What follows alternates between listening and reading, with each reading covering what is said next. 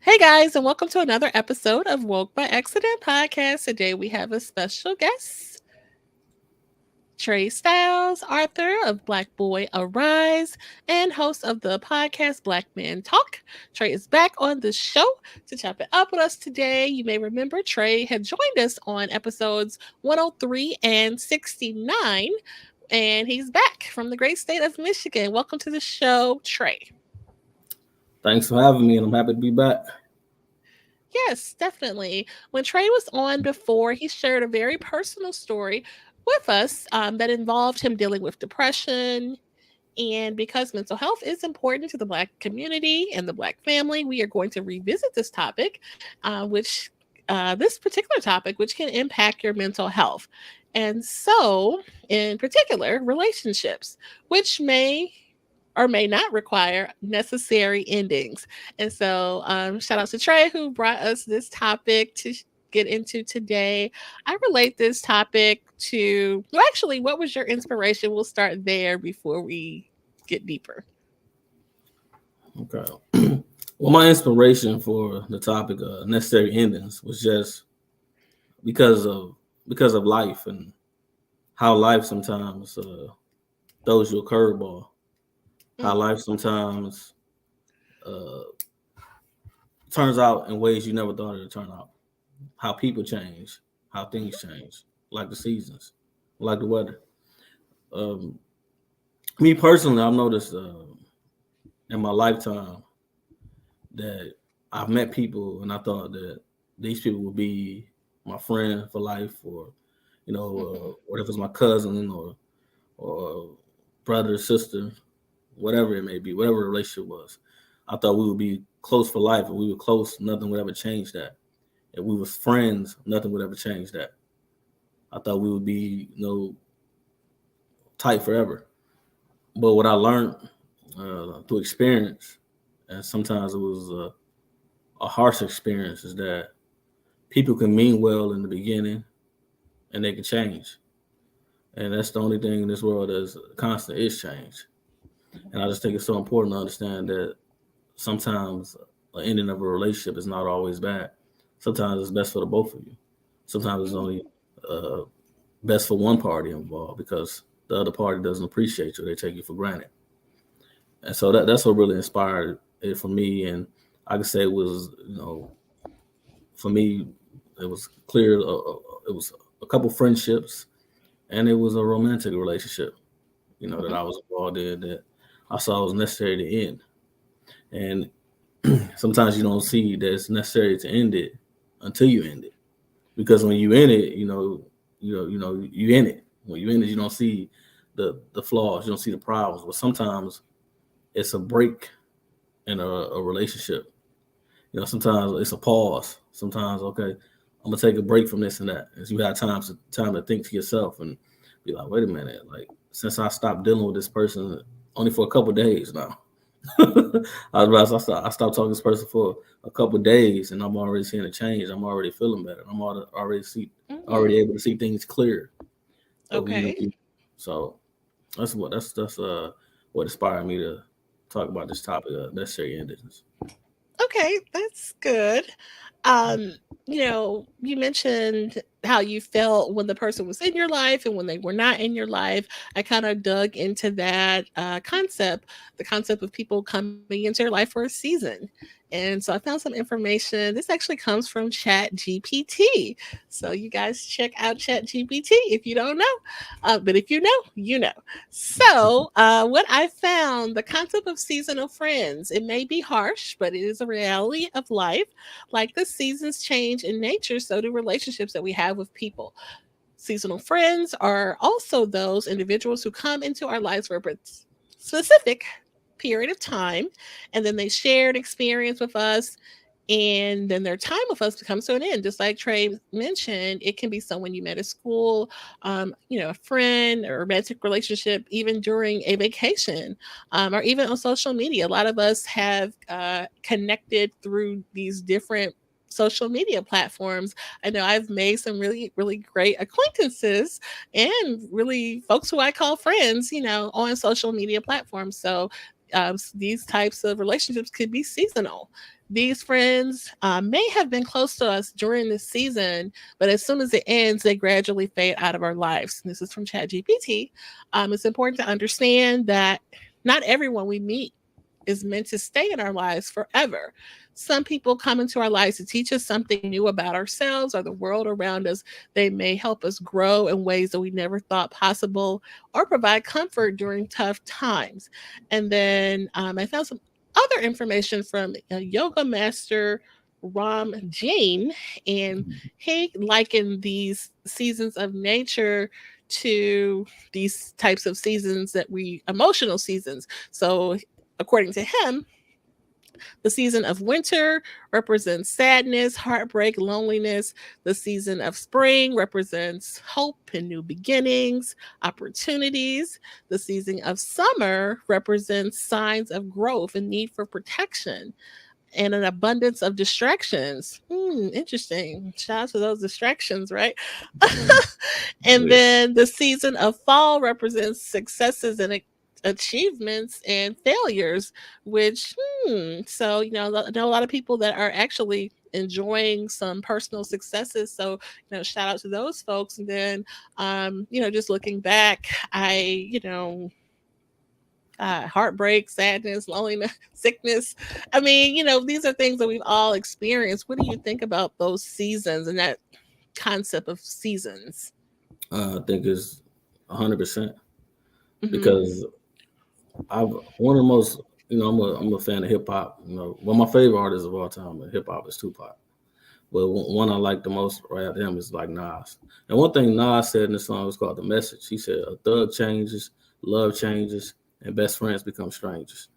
And what I love about that is because I've experienced all those things, Hmm. and it's definitely it definitely is 100%. They say relationships can be seasonal because there's people I was just cool with in college at times, and like I was like, okay, this it's a real cool person, and you may have exchanged numbers and stuff like that, and think, okay, we're gonna be hanging out, we're gonna be cool. But right after the semester's over, sometimes you might call a few times. They may or may not answer. You may text a few times, they may or may not answer, and Hmm. you're like, okay, well, that was what it was. But I've had that Okay. happen. I've had that happen though. Just like the people you studied with, like we were Hmm. cool. We were cool while we were there together. But after that, everybody just went on with their life, and which sometimes makes you think, was it ever really a real real friendship or relationship? Maybe it was just sometimes it was you was there and they was there, and that was just what it was. Sometimes we think things are more significant than what they really are. So the seasonal thing, I definitely get that. But I Yeah. would say, like, when people say like seasonal, because I don't necessarily look at something seasonal when it's been somebody that's been in your life for years and years. To me, that's not seasonal. That's not Mm-hmm. seasonal. But someone who you meet, like, maybe a few months. It could be somebody you might have a fling with. Everybody out there, you could be a fling, a rendezvous, whatever it might be. You Okay. know, it could be somebody you meet at work. Y'all cool. For a time being, somebody you meet at school. Hmm. Somebody you meet at certain festivities you go to. You always see them, and you just be cool. I know people who went on trips like on cruises, and they said they met these people that was from. I'm from Detroit. Let's say the people was from Chicago, and they exchanged Hmm. numbers. It's like we exchanged numbers. We know we know we wasn't going to call each other, but we just did just because it was just now. So those relationships, like those type of things, are like seasonal to me. And that's definitely makes sense. But like relationships like that's more significant, even if it's a year relationship or a couple years, those are not what I call seasonal relationships. I think it's a little more deeper than that. Sometimes it's you know people growing apart. Some people changing. Hmm. Some people seeing people for who they really are. Some people Hmm. realize this person was never really your friend. This person was never really in love with you, or this person never really Right. cared. You was there because some of these people look at you as prey and they was predators, and they realized that they've been preying on people for so long they saw you as easy prey. And Hmm. it's the sad thing about that is you might have really meant well towards those people, but all along they looking at you as a sucker because of your empathy. And one thing I had to learn, I always said, my empathy is my greatest strength and it's my greatest weakness. And one thing I had to do in Ooh. a few years is I had to set up a lot more boundaries. And like, and for me personally, like in romantic relationships, friendships, you know, you've known me for like a short time now. I would say about 2 years now, going on 2 years, Yeah. and you can tell that when I care about people, I care. Just how things we talked about, but you know, a lot of people look at that as a weakness. Just because you have compassion. A lot of Right. people look at you as a sucker because you're willing to help them. A lot of times we hear women talk about their aspects of men trying to use, but I can tell you firsthand, women use men as well. Okay. So just to give you a few examples, like I remember I was working at this job for a short time, and it was this lady I trained there. I had trained, Okay. working. I had only been there for a short time, but I trained her, and I was open. I helped her. I showed her the ropes and everything.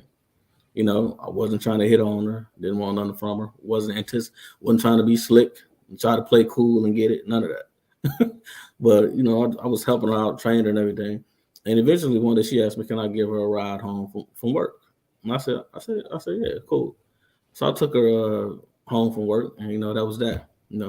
Took her home, took her home from work. Next day, she said, "Would you be able to take me home again?" I said, "Cool, cool." So I noticed for like probably like a week or two, she kept pulling that. So I said, Okay. yeah. So I said, so I basically had to cut that out. You know, what I'm saying? I had to cut that out. Oh, I okay. know I had to cut that out because one thing I noticed is that now I didn't want nothing from you and all that, but Hmm. no, I'm just saying no gas money was offered. No, that was just all, and I was going Wait a out of minute. my way. No, I mean, that was ever offered. I didn't want. Let me clear, not sex, no sex. Didn't want that, but Okay. so it wasn't that. It's like this is a person like wow, because a user don't have no limits. So I'm like, because you saw me being nice, helping you at work, and you think like, okay, wait a minute now, you can't make this a habit now. I'm going way out This of my. wasn't never like, oh, let's get something to eat or let's run by the. No, it was just like, and then he's like, I mean, I'm like, wow, I'm like, so eventually I cut that out, and it's like she was angry at me. Like after that, we Mm, eventually we didn't speak no more at work, because I stopped that. When I had to learn that some people say, oh, that's you probably did want. No, I really didn't. But it's just like mhm, some mhm. people look at your kind as a weakness, and, like you gotta let people know, set boundaries of like you're not gonna use me, So and sometimes that's one thing I had to learn just by being kind. Some people look at kindness, okay, this person is weak. Some people would appreciate that, like, okay, well, her it was just like she just made it a habit, like I mean, what you think about that? Yeah, I've had some coworkers. It wasn't, the other sex or anything like that. It was asked for rides, homes, and things like that. More than once or twice, it does kind of seem like, oh, okay, something's going on. You know, um, yeah, and a lot of times people don't offer to give you anything. That's why, like, if it's, maybe if you were like, oh, let's get something to eat, they'll, maybe they'll cover you or something like that in exchange for the gesture or something like that. Um, and, yeah, I mean, like you kind of give yourself like, okay, once, twice, fool me once, fool me twice type of thing. But yeah, I can relate to that. um Going back to people coming into your life for seasons, I know that kind of reminds me of like making friends on the job. I've had a lot of girlfriends, acquaintances, sister friends that I've acquired during different places of employment that I, spent time at. And I know one time I like cried real tears when it was like her last day. One lady that I was friends with, because I mean, you really do kind of, especially like being in corporate America, Yeah. as you know, black folks, it's kind of Oh nice to yeah. have an Oh yeah. ear or a shoulder when you're kind of going through those kind of just stresses or whatever that only other people that's in it can understand or what have you. And so it's yeah. And I remember thinking like I'm up here crying like like somebody going to war or something like that. It's like, oh, we can still be friends, but it's just not going to be the same because you used to, like, I've had people like, we eat lunch together every day and like we have our whole little routine. And then, well, that was like pre-pandemic. You know what I mean? Yeah, So the yeah. pandemic kind of changed all of that. Actually, Mhm. had a co-worker friend and we kind of experienced the pandemic together. So it was kind of like, okay, what is this thing we got to come to work wearing these masks? And then it's like, going to you got some toilet paper, I found some toilet. You know what I mean? When people was like, it was hard to find toilet paper and things like that. And let's go on our grocery run. And oh, they got supply when the shelves were bare and things like that. So going through things like that with certain people, you do build a bond.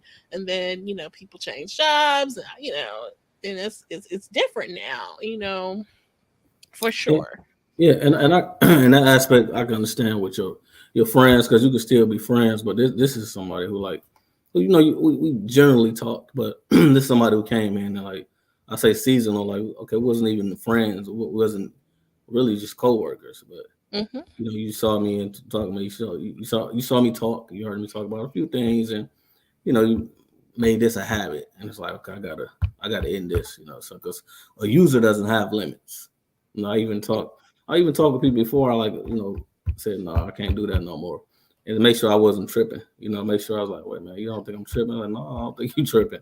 I was talking to my mom. She's like, well, you gotta cut it out, because like the users don't have a limit. So you gotta say so. Mm. But sometimes I'm just making sure I'm not being a bad person or evil person, and that's something I had to learn through years too. That it doesn't make you a bad person when you set up boundaries. It doesn't make you a bad person when you say no. Because people that don't say no, they get used all the time, and people that don't say no, they'll people still don't like those people either. So That's true. you never gonna do nothing to make everybody like you. You have to be comfortable enough to know that there's some people that's not gonna like you. Some people don't like me Mhm, because I'm black. Some people don't like me mhm, because I'm a man. Some people don't like mhm, me because I'm a black man. Some people don't like me because I want peace. Some people don't like me because I don't talk about my business with everybody. And you got to be mhm, okay with that. You got to everybody got to find their community. And I just got to realize those people are not a part of my community. And I don't mean community in the sense of necessarily being ethnic wise. I mean community as far as people I commune with, people I can grow with. So that's one of those right. things I realized that you had to cut that off. And that's just one. That's like the dealing with the opposite sex. I had Mhm, people I was friends with, like brotherhood, and I had to realize that mhm, a person you think is your friend is not really your friend. And sometimes you see things through the years, but you want to see the good in people. Like you question yourself sometimes. And I think it stems from childhood, those wounds from childhood when you doubt mhm. yourself, you question things. Like maybe it's this, maybe it's that. And you got people that's gaslighting and playing games, make you think you're crazy. Like maybe you just think, Ooh. you have people thinking like, okay, well, you say that something they're doing that's bothering you, man, you being sensitive, man, you being weak, he be like, you a man, you supposed to you handle this and all that. So sometimes, like a lot of times as men, especially black men, we be like, yeah, maybe I am tripping, man. Like it's not okay for us to have feelings. But we only human like everybody else. So I had to learn through some of these friends that sometimes these friends aren't really your friends, or they aren't the Mhm, friend that you are to them. And in particular, like an incident, like I remember when a situation was excuse me, was going good for me after going through so much. And I remember, a friend going through a hardship and mhm, how that friend just came to me with so much anger when they was going through something. But I was always there for them when they was going through something. But I realized when I started coming up out of the problems I was going through and they went through something, they just lashed out at me like they was angry at me for doing better or for getting mhm, better. And they wanted me to suffer with them. But that changed things for me in particular with a couple friends when I realized that like a person is not really a friend. They want you to be miserable just like them. And one thing I learned is moving forward is to avoid unhappy people, to mhm, avoid miserable people, gossipers, and Mm. you get a sense of peace like that. So I've had it in relationships with people I thought was my brothers as well, you know, and sometimes even with people you relate to by blood, you set up certain boundaries that you love them, but you gotta love them from a distance. But Yes. you know, so I mean, like, have you ever had like a friendship, like you know, like a sisterhood or whatever that you knew you had to end this? Like you gave them the benefit of the doubt, but it was just was it one incident like it was for me? You realize like, okay, this person is not really my friend. This person does not really mean well. I don't know if this person ever really was my friend like that. Yeah, definitely. And shout out to boundaries, right? I mean, it takes a lot of I know maybe just for me and my personality type, I'm not gonna say it's hard, but it's necessary and you have to kind of develop your own way to set boundaries. You know, you mentioned having someone that made you feel that just have those questions about Yeah, your origins of your friendship. So I did have one good girlfriend from what grade school you would say, and then that transition of being like grade school friends and all those stuff you go through in high school and teenage years and coming into adulthood and things like that. Everybody doesn't go through that journey the same way, and so obviously I don't want to say that she wasn't my friend because of this, but the reason why I really kind of like had to put distance because I felt like my safety got kind of compromised. We all have some friends that, do like or I'm gonna say we all have friends that, may have been into some bad stuff that, absolutely. you shouldn't do. You're gonna say something? No. I was saying absolutely. I agree with what Hmm. you said, and like one thing I also learned is that the main thing is you have to know yourself. Hmm. And I, like I said, as I talked to you on previous podcast episodes we did before, I started to, really change it. I say age 14 when I started to get knowledge of self and started to get, serious about my community and serious about everything health, mental, spiritual, and emotional. You know, healing myself in all kinds of ways. And it wasn't until years later that I realized I still had a lot more work to do. But I can tell you what one thing that can help you avoid a lot of problems. Hmm. The necessary endings are like in any relationship is gonna be a part of life. It could be somebody you're in love with, y'all just go in different directions, y'all decide to want different things. It could be a friend that you close with, you decide that you're gonna take this route to work, they're gonna take another route to work. You want to do the legit way, they want to do it the illegal way. And it's like, Hmm. okay, I love you, but I can't really be around you because if I'm riding in the car with you, you might have something illegal in there. Police stop me, stop you. We both in trouble, or you might have a beef in the streets. And if somebody see you, they see me, they're not gonna leave no witnesses. So it's just different paths. So what I Hmm. learned is that when you know who you are and you know things are not you, and this goes against what you believe in, or you're diametrically opposed to certain things. Like Hmm. me, I say I'm a very spiritual brother. What I realize is that if I move a certain way, like if I say I'm not going to hang in a certain area because certain activity go on, and Hmm. somebody tell me I'm acting soft, or a brother tell me, you know, oh, you being too cautious, you being you being too, you acting like a sucker or something like that. I had to realize that no, this is just not the kind of cat I can hang with. Okay. Because I know me, and I know I don't want to go in that environment, not because I'm a sucker, not because I'm just overly cautious, not because I know that's not conducive to me. I know I don't feel good in those environments. I don't feel secure in those environments. Hmm. Or you telling me to, I should deal with women a certain way, and I say, okay, that's not my style. Or I should be doing this with this woman or that woman, just because. But if I say I don't, that's not how I move. That's not how I move. And what you got to understand is a true friend will understand that, okay, I respect my friend boundaries. You my friend, you know, and I respect where you're coming from. I don't drink, I don't smoke, I don't get high. oh man, well come get high, man. Come get. I don't do that, bro. Why not? You can't smoke. You can't drink with me. No, I don't Mhm. need to get high. I don't need to get drunk to have fun. That's not my style. I can have fun and be clear minded. I can have fun. I can have a good time at a party without drinking, without smoking.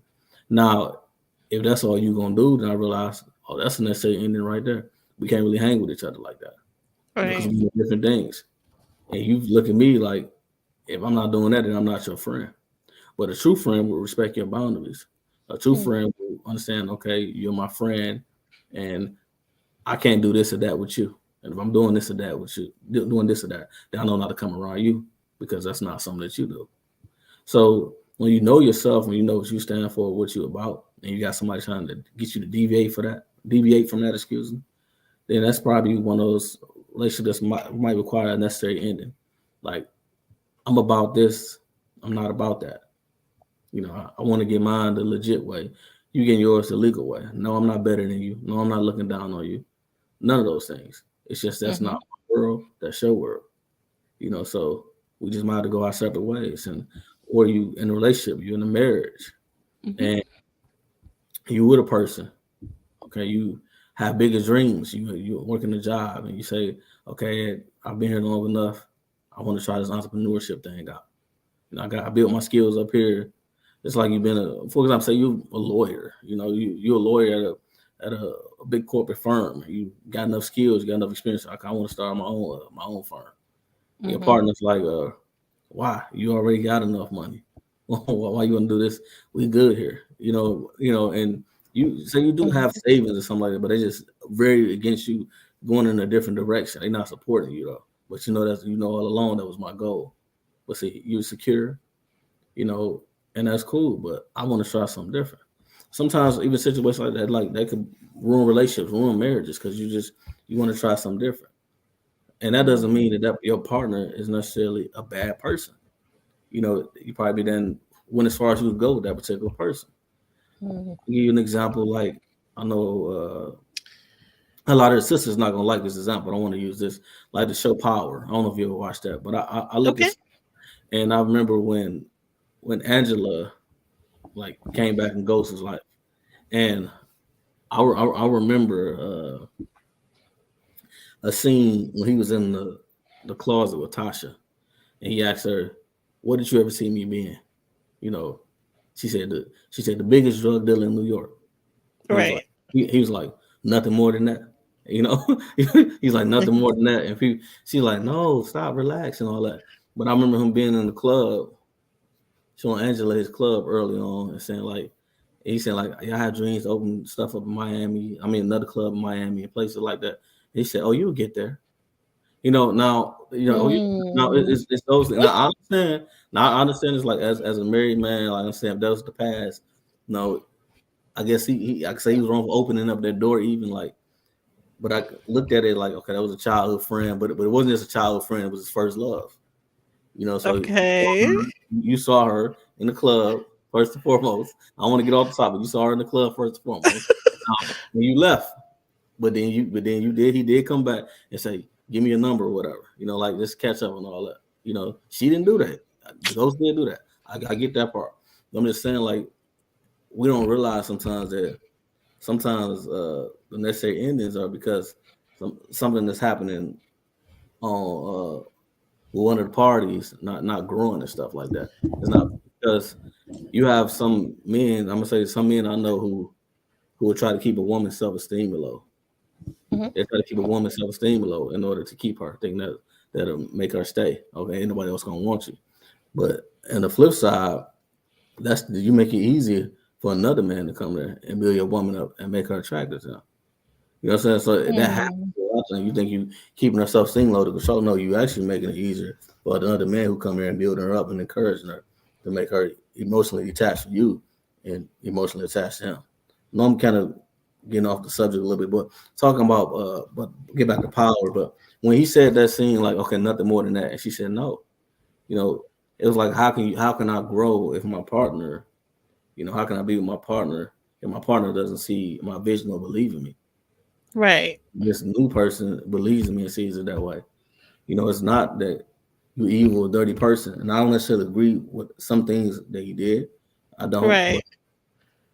you know, when sometimes there's going to be endings in relationships. There's some people who be together for 20 years, and then they reach that point where they say like, man, we kind of like grown apart. We went as far as we could go, and Oh, that happens. totally. That happens.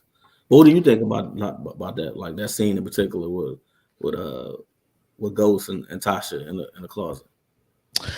Yeah, it was very telling because I want to say that was one of the maybe the first or second episodes, Yeah, yeah, kind of setting the yeah, scene up for what's to come. Yeah, they go way back and they have history, but like you said, as you go through these different journeys in life, you evolve, and if your partner is not on the same page or doesn't see the vision for where you intend to take your journey, down the road, then it's a problem, for sure. And so, of course, you should honesty should be the best policy, and you should be open about yeah, these things. Like, hey, this, something ain't right. yeah, I yeah, can't do this no more. And a lot of times, believe it or not, you can bring that honesty to some people, and they cannot accept it, and they act like they won't accept it. You know what I mean? But I wish he would have been more honest yes, about his pet half with her. And I think, we may know the reason why he yeah, wasn't or what have you, because, he kind of needed her to play her position, yeah, while he is involved in certain things. And yes, then, she knows, certain things, and to, have her be at odds, could, you know, mean negativity for the business and stuff like that. So, but yeah. yeah. Yeah, so like that example, like, and for the women, so I know you got women viewers as well. For they say, oh, he's a man, he's using that example. It's another example, like with the Madam C.J. Walker story, where she outgrew her husband. Okay. So that's an example right there, and that's so so I'm looking at it both ways. I just use that.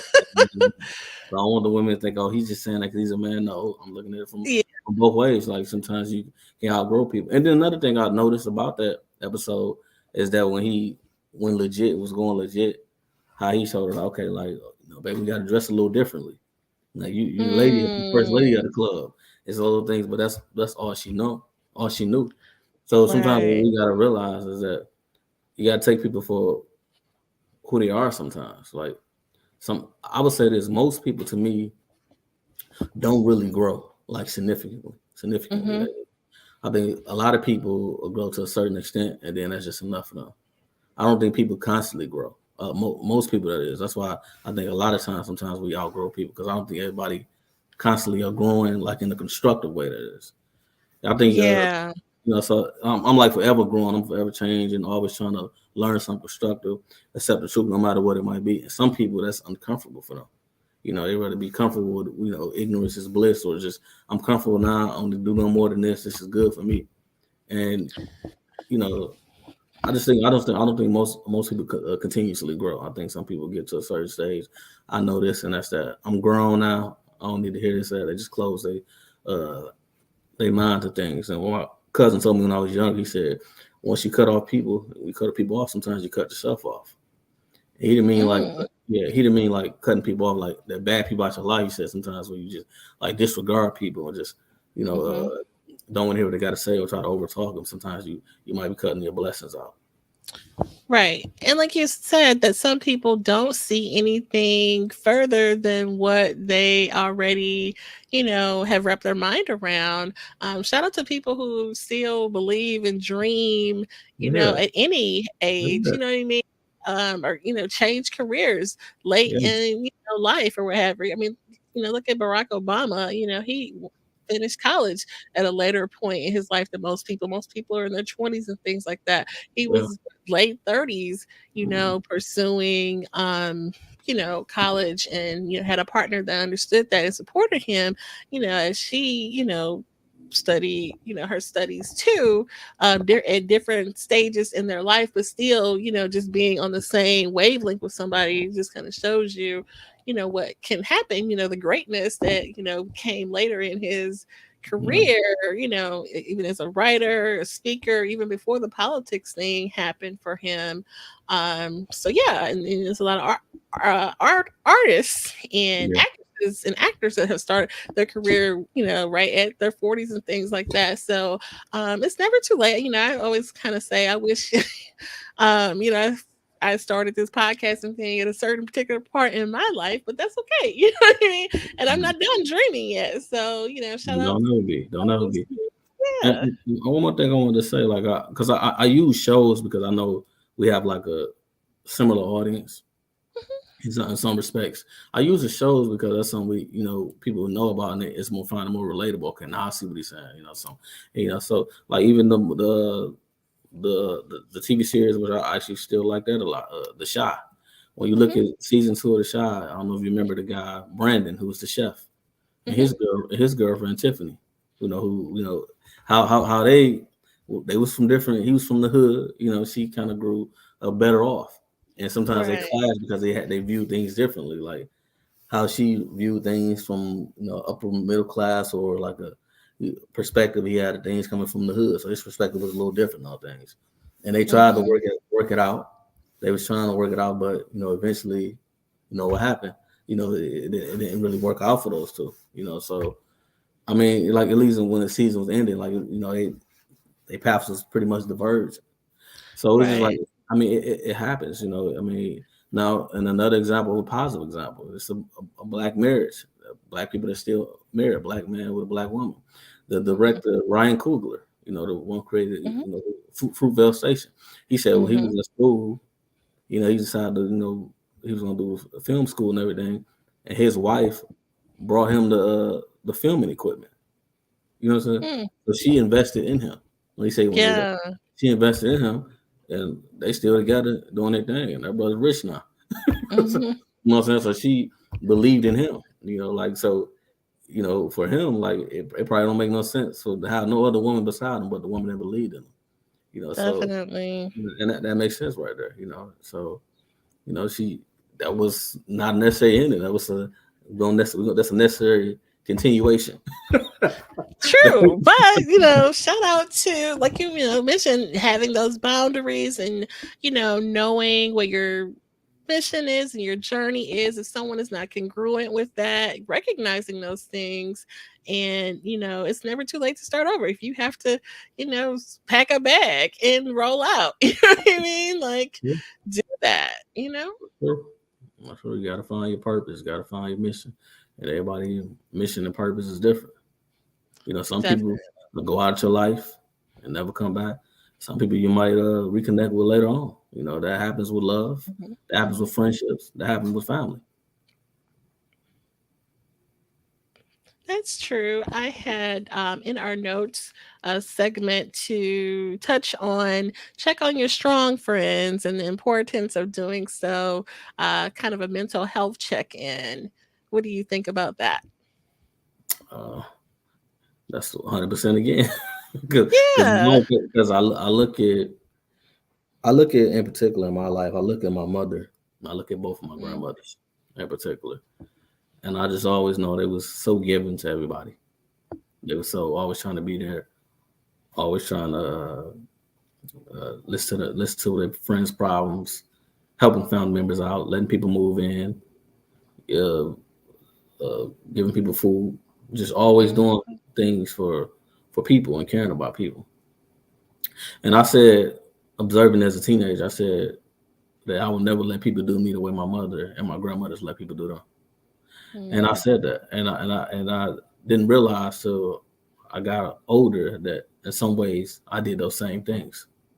So when I'm saying check on your strong friends, I realized that what my mom and my grandmothers did, they give so much to so many people that they Mhm. gave so little to themselves. And my mom is still alive, for example. Both my grandmas passed on, Mhm. but Mm. they gave so much to people, but they didn't get too much of themselves.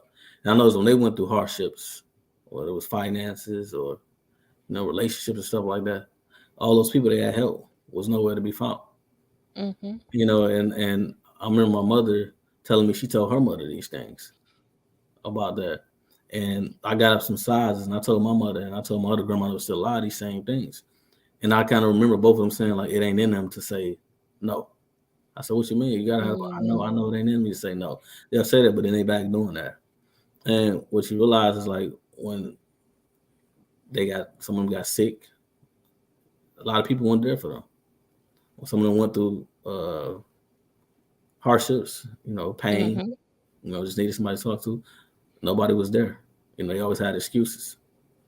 And so I said, when you the strong friend, you got to remember one thing: no matter how strong you are, everybody got a boiling point, everybody got a breaking point. No matter how strong you are, yes. and it's important for people that's always giving to people. Remember, first and foremost, that you got to give to yourself, because you give to all these people, then what you got to give to yourself, and you can't flourish when you got leeches on you. You can't You flourish when you can't got pour from an empty cup either, right? pour from an empty cup. Yeah. That's like trying to fill a cup up with a hole in it. Yes. So I mean, you can't do that. So I tell anybody that's always giving and always trying to help people out, activists or people that's just big on family, you gotta have Mhm, time for yourself, and you gotta have time to rest and get relief. And it's okay to say no. And anybody that get mad about you telling them no, I didn't say yes all the time. They was never really your friend. They never really cared for you like that in the first place. You was just mhm, somebody they can use. You somebody they can manipulate. And people love you as long as they can use you.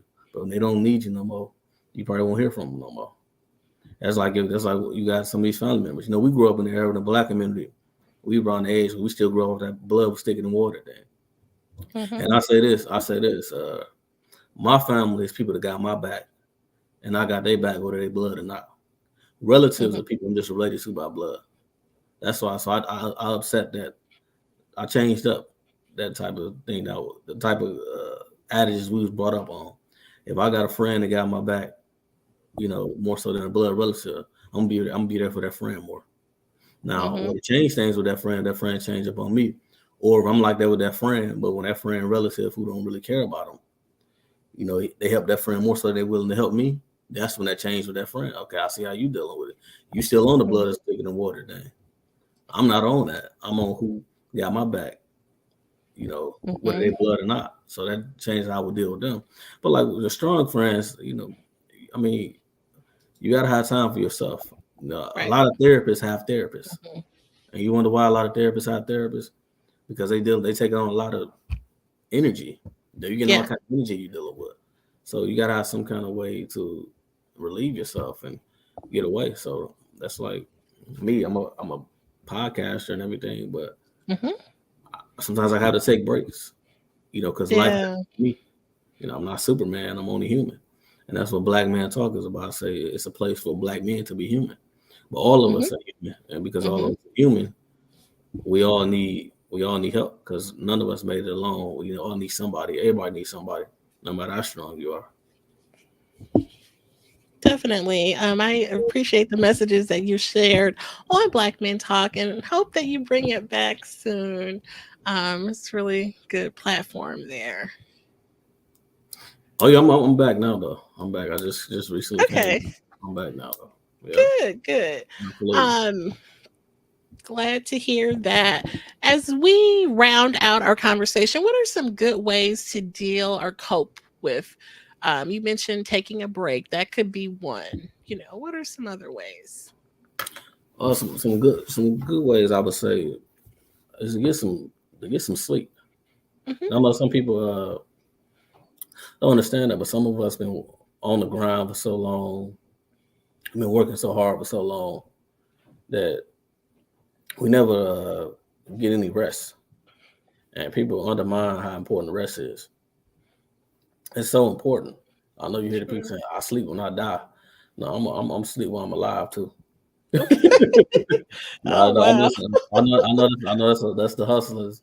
We're saying, "Oh, I'm asleep when I die, man. I'm asleep." Okay, you sleep when you die, but when you die, I don't know if that's sleep. That's dead.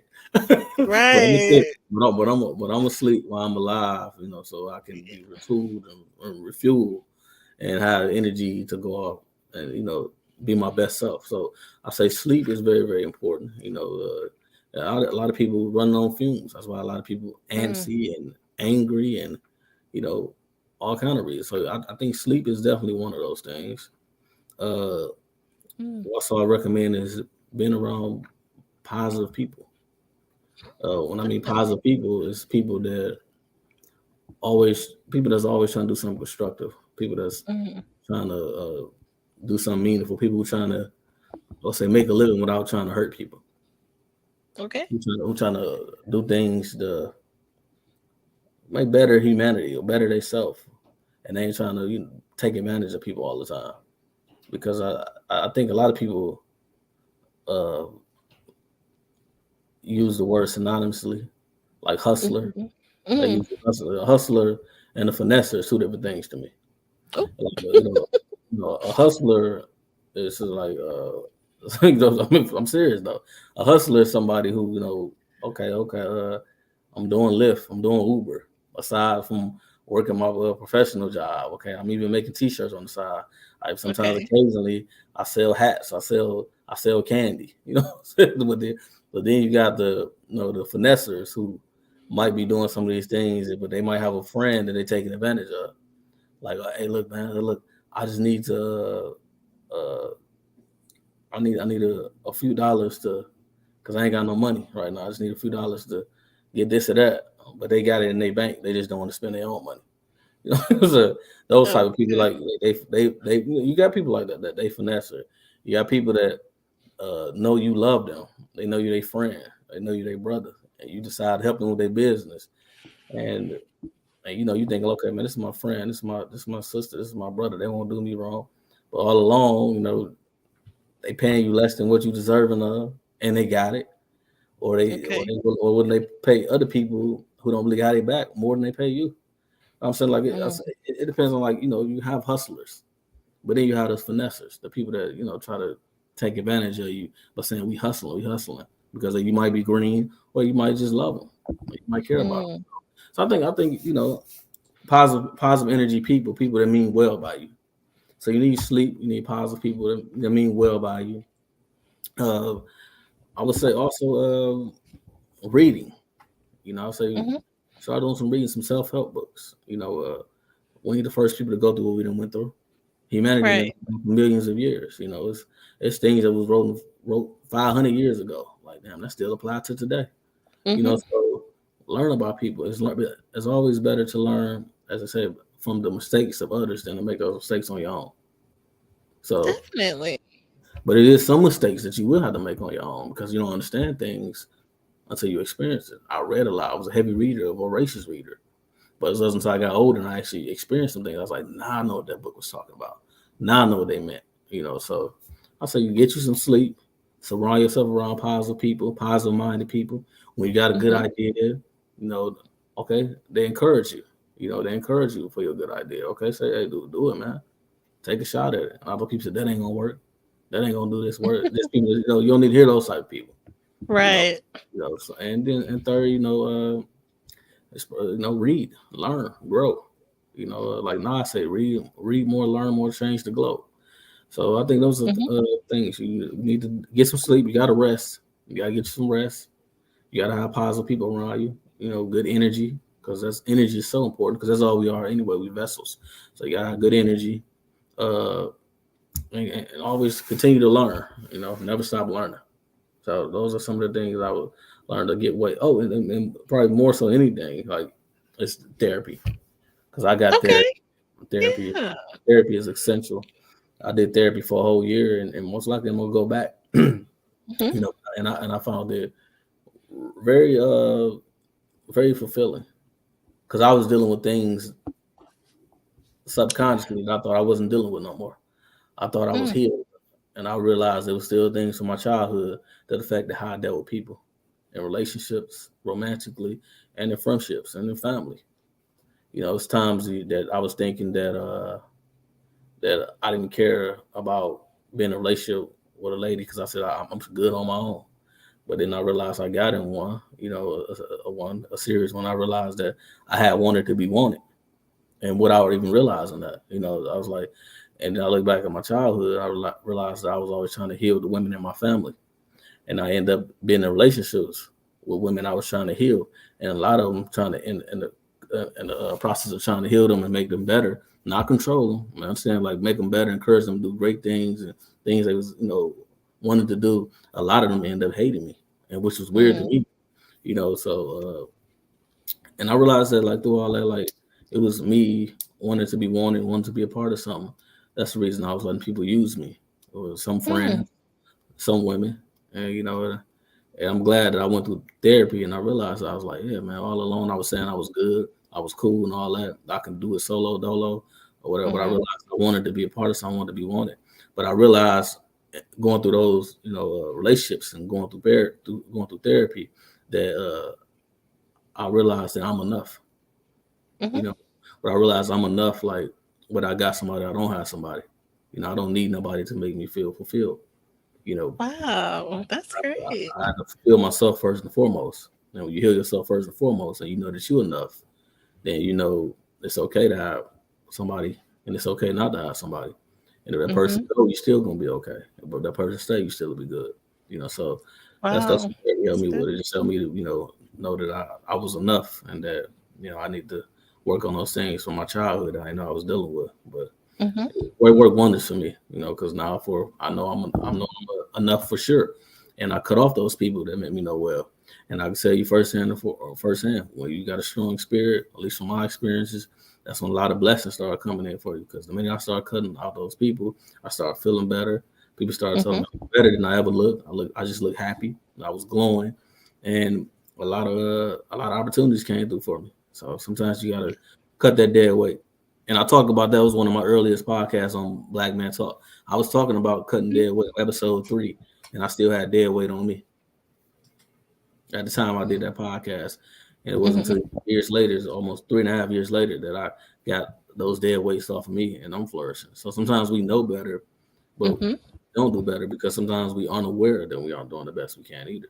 But through therapy, I realized that a lot, that I had to heal from childhood wounds, and that I'm enough. You know, and that's pretty much why those 4 things I recommend: uh, positive energy people, Mhm. learning, therapy, and what was that? There was one more thing: sleep. Those things. Definitely. Yeah. Yep. Awesome. I appreciate you sharing that. I'm glad that your journey is going well because, we know very well. I mean, just from watching the news and just going through life, that everybody doesn't, handle the pressures of life in the same way. And it can be a lot. It really Yes, it can can. be. Yes, it can be. So I think it's important to talk about these types of things that, are good ways to deal and cope. And then also to kind of reflect back on, what went well with this relationship, looking back, like we just did, what happened with that, and so you can grow and learn from it and move on. So, Yeah, and the beauty of it all is, like, the beautiful thing that I can say about my sojourn and the things that I went through thus far in this life, even when I uh like 25 for me is like the age I say when I started to open up to the wrong people. And that's weird. It was like at 25 because you've been on that trajectory for so long. People say like, oh, maybe you need to learn how to have a little fun. Maybe you should do this, man. You too uptight, or maybe loosen up a little bit. And that's when I started opening up to people, and who's some things they did was diametrically opposed to how I was living and stuff like that. mm-hmm, And I realized that's when where the problems came in. That's when those real leeches came in, and that's when the wrong women came in particular. That's when the wrong friends came in. But the weird thing about that is that I also met good people that's still a part of my life at that time. So it was weird because it was like I saw the good people, and then I had people that that didn't necessarily mean well. And so it's kind of like you had the angel right here, or the God right here, and the devil on this side. And I knew what was right, but I said, people keep saying this, maybe I am cutting people off a little too early on in my life. Maybe mm-hmm, maybe I'm not giving the women enough a chance. And then when I started dealing with them, opening up to them, I realized that I was right all along. And I was like, when you know yourself, that's why I said, when you know yourself, you know better, you know something that's not your style. Don't deviate from that. Because some people haven't come back from that. Some people lost their life from deviating. Some people in yes, prison for the rest of their life. So I said, you know your purpose, stay on your purpose. Some things you may not see as rewarding early on. It pays off in the end. But the beautiful thing about that is I'm glad when I did deviate somewhat, and I never went too far, but I did deviate somewhat. I'm glad I did that because now I know that I was on the right path all along. So and I wouldn't have knew that if I never deviated from that. True, definitely. And you mentioned your platform, Black Man Talk. Tell us how people can find that, and then also remind us of your book project. And I know there's a new book project that's pending. You could share Yes. about that. Okay. All right. Thank you, Jen. Well, my podcast is called Black Man Talk. It's one word, not black men. It's Black Man Talk. One word. You can find it on YouTube. You can find it on Spotify. You can find it on other social media platforms as well. My book is called Black Boy Rise. It's a memoir about my life. I'm a Detroit native, a proud Detroit native, born and raised, and talks about my my upbringing, in the city of Detroit and everything I went through, everything that a lot of men go through. Some things in there, some people said, I don't know if I would have told, but for me, it was therapeutic to put my life out there. It was therapeutic for me. And you'll find anything you really think of in that book about a young black man growing up in the city of Detroit and dealing with all the tough things you have to deal with growing up in a city like that, in an environment like that. And I have a new book, that will be released this year. I have the name, but I don't want to release the name just yet. But it'll be my Okay. first novel. Okay. And I look forward to coming on here discussing it in the future with Jen. When it comes out. As Mhm. she supported me with my first book, my book Black Boy Rise. But it'll be my first novel, and I think it's going to be something that's very relatable. It's something that you know a lot of people could go through, and it's going to show what a person is made of, pretty much. So that's a little bit I can give you about the novel, but it'll be Okay. definitely out this year. Awesome. And so, yeah, I will have the link to where people can find the book. I see it's still out on Amazon. Just check that Yeah. out. Yes. So I have my copy, and it's a good read. So we'll definitely share that link as well as the link to Black Man Talk. I'm sorry I said it wrong. Um, yeah, so I'm glad that you'll be bringing that content back and bring back the Sisters Week. You're right. Okay. Well, that's gonna be in the works though. That's gonna be in the works. But Okay. I enjoyed that because it was important to have, the sisters on there. So how I Yeah, feel. that was pretty You know cool. how I feel about the sisters. I love y'all. You know that. Yeah. Okay. So something to look forward to, guys. Anything else to share, Trey? No, just everybody that's listening, and just know that the sky's the limit, and just know, like, for healing, just know that it's okay not to be okay sometimes. You know, Mm, just understand that internalizing everything is just like, okay, I can handle this, I can handle it, and especially for black men and black women, our people, because black men and black women, we definitely are each other's counterpart naturally. And mhm. black women get caught up in the being a strong black woman thing, the Amazon, I could do all this. And black men get Yeah. caught up in being this hardcore black man. I don't need nobody. I can handle that. We both doing the Right. same thing, but we realize that we need each other. Naturally, we need each other, and we need help. We need help. We need to support each other instead of competing with one another. But if you out there, just get healing, and just even if you lie to everybody around you, at least when you lay down tonight, be real with yourself and know Okay. that. That's what I just say. I love that. That's Mhm. awesome. Definitely find your tribe, guys. It's some really, whatever your thing is, if it's thrifting or crafting or comic books, anime, whatever, there are other people who are really, going through that journey just as you are. And, even if it's through social media or virtually or maybe right in your own town, Mhm. can build community with these folks and maybe learn some things and bounce ideas off each other, things like that. So Yeah, for sure. I appreciate what Trey has shared. You're welcome here anytime. We look forward to your upcoming projects Thank you. Thank you and very much. just chopping it up again on some other things. So yeah, we'll be in touch. Yes. So we appreciate you guys for listening. If you made it this far, I always forget.